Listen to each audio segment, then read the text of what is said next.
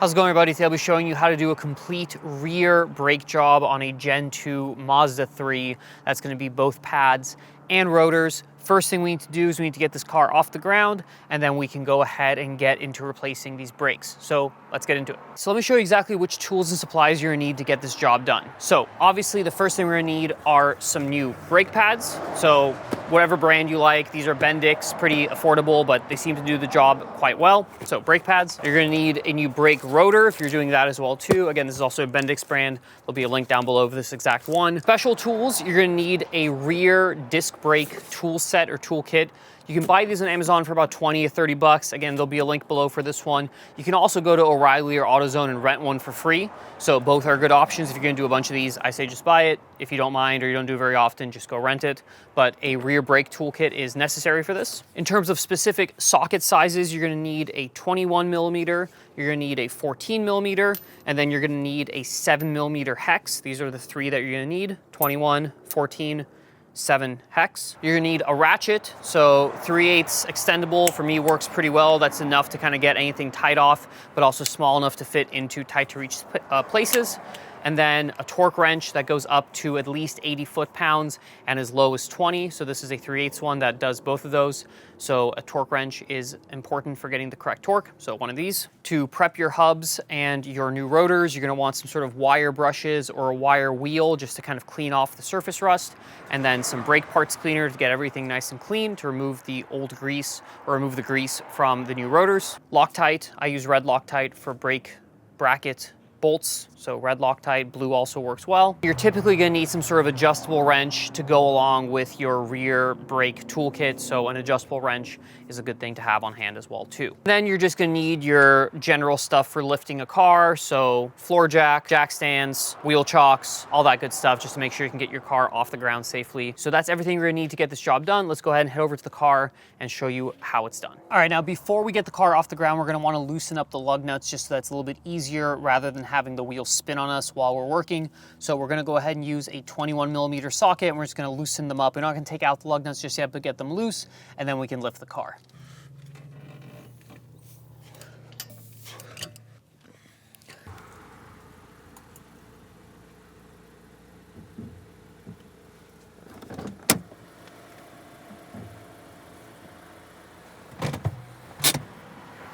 Now we want to chalk off our wheels, both front and rear, on both sides.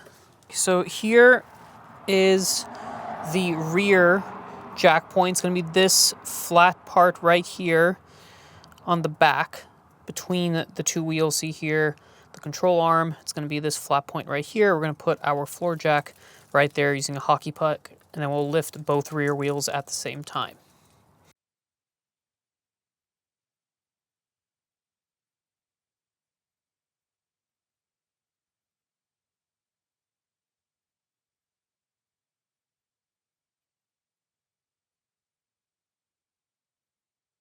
All right, now we've got our jack stand here underneath the pinch weld. You can tell the pinch weld by these two little dimples right here, which are on the rail right here, which show us that this is the reinforced area.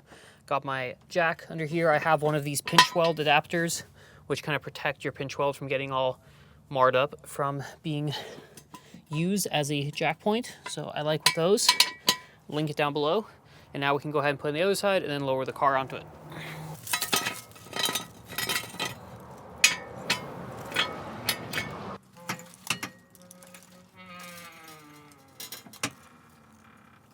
And then for just a little bit of added safety, I'm gonna leave the floor jack under the jack point, just a little bit of pressure on it, just so that if one of the jack stands were to fail, this is gonna save me.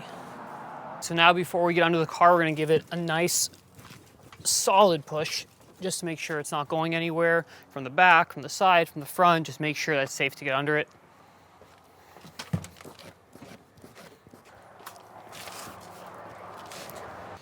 All right, now we can remove our wheel the rest of the way.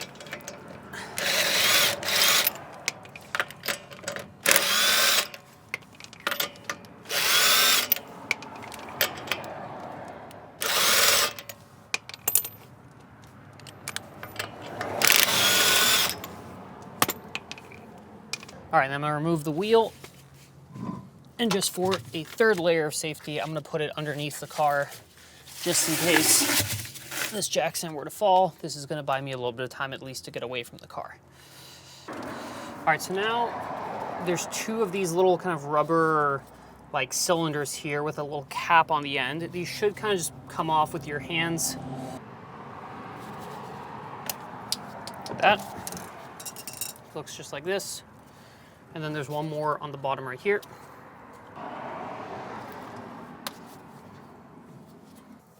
And then a 7mm hex is gonna go into here, and we're just gonna loosen these off.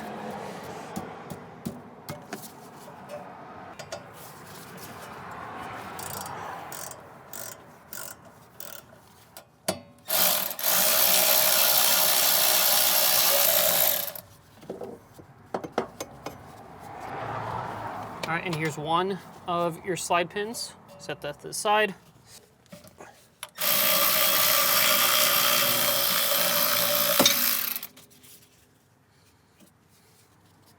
So now we're going to go ahead and put down the park brake so that we can freely rotate the brake in the rear. Like so. All right, now we're going to go ahead and remove this clip right here. I'm just going to use these needle nose pliers. Like so. And that's your brake hardware for the rear, this clip. Now we can go ahead and remove the caliper here. Just gonna wiggle this out of the way.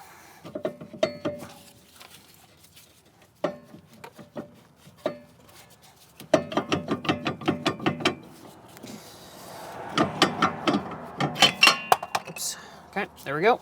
And here is our rear brake caliper, and we're just gonna tuck it out of the way like so. We don't want it hanging by the brake hoses, so just find somewhere. If you have like a clothes hanger, you can hang it off something. If you have the actual hook, that works well for this, but you just don't want it hanging.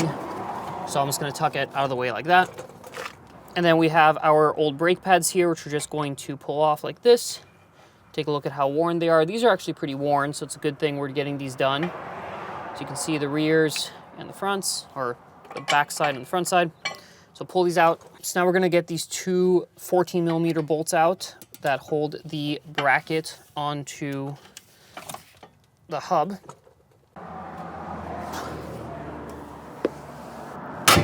Jesus Christ. I was on there.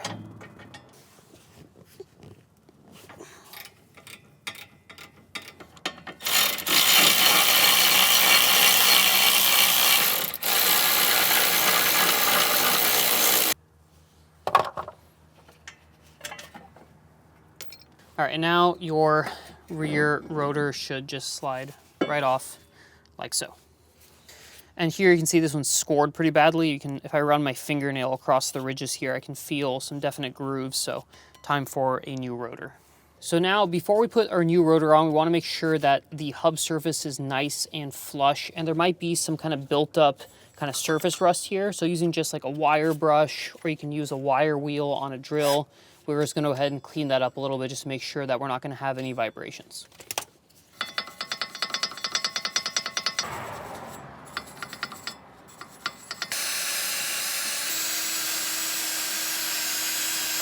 Okay, then we're just gonna take some brake cleaner and just clean up all that gunk.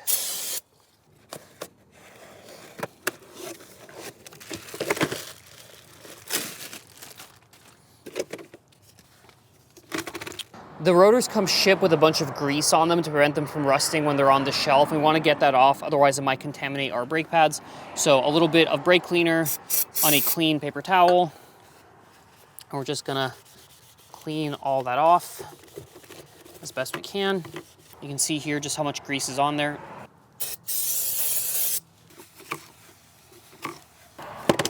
And the other side.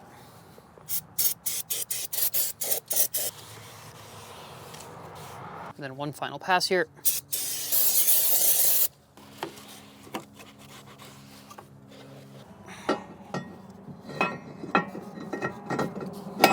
And then we gotta reattach the bracket here, but before we do that, we're gonna take our bolts and we're just gonna put a little bit of Loctite on there. I like to use red Loctite on brake caliper bolts or brake bracket bolts. just make sure it's not coming off. So a little bit on the threads. And then we're just gonna thread these on.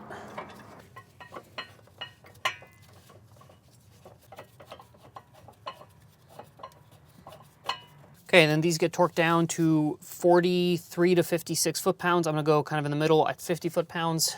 And we're just going to get these nice and torqued down. 1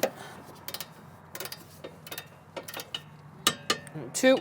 So now we need to compress the piston of the caliper back in order to accommodate the newer brake pads. With this specific style, you need to kind of rotate as you are pushing, and so what you're gonna need is a specific tool. I'll put a couple options down below in the description.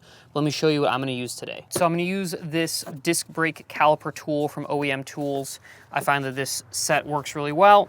And basically you have different adapters with different numbers of pins. Ours is a 2-pin. And you'll have to kind of just figure out which one works. Specifically, I believe it's gonna be this K1 if I'm not mistaken.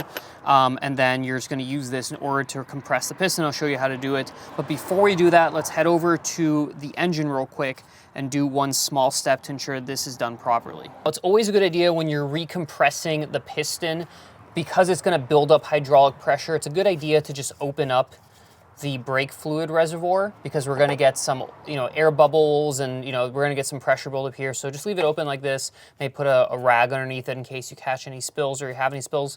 But this prevents any sort of pressure buildup within the system that might cause some damage. Sorry, now we're gonna take our tool here. We have just the standard 2-hole or 2-pin connector at the front, and then we have the plate here on the back, and we're just going to and make sure that the pins line up with the holes.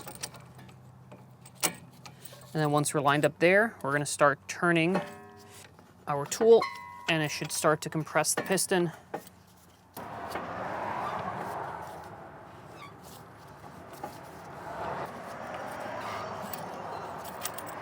And then it'll sort of get to the point where it won't turn anymore, and that's when you know that the piston is fully compressed.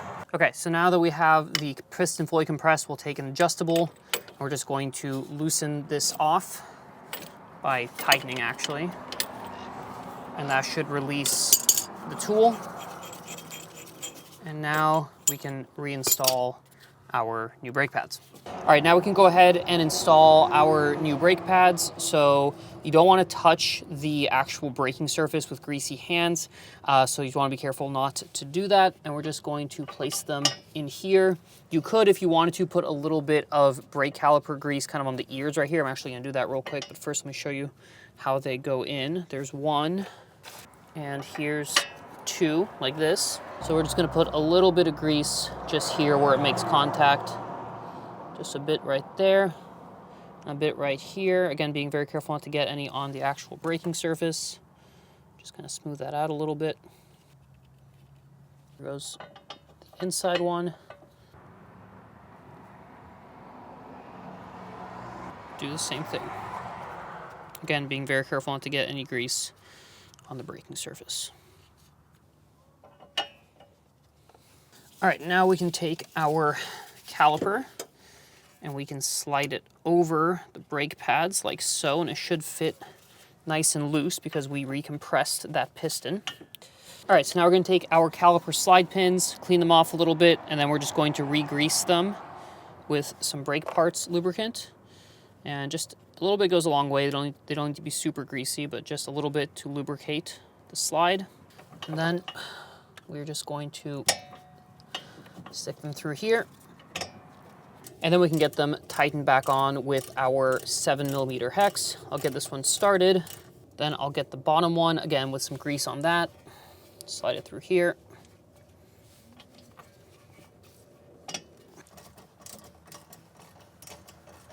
Torque spec is 18 to 22 foot-pounds. I set it at 20 to be right in the middle. 1, 2. Let's give the rotor just one last clean with brake cleaner just to be completely safe, that we have no grease on there. Don't forget your little plastic caps. They're just gonna squeeze right on like this. 1, and then 2. All right, now we need to install our new brake hardware. So the spring is really the main thing here. So I like to sort of get it in one and then into the second hole and then just like that. And that's it. As long as it's kind of sitting flush and flat up against there, we should be good to go. Just like that.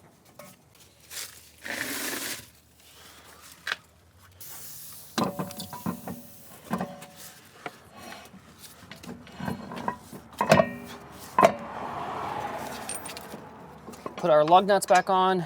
You always want to get these started by hand so that you're not cross-threading. So make sure you get a few threads on. All right, now we're just gonna get these snugged up. We don't need to go super tight because we're gonna torque it when it's on the ground, but I'm just gonna snug these up. I'm gonna do this in a little bit of a star pattern.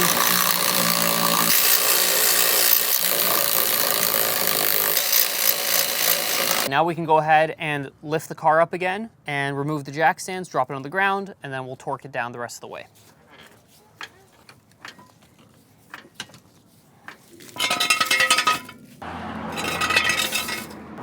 All right, now we can slowly lower the car back down.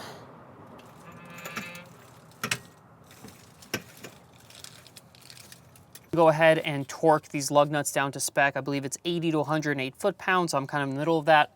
And again, we want to go in a sort of star pattern, so 1, 2, 3, 4, 5, or something along those lines. Just make sure that it's evenly torqued to the hub.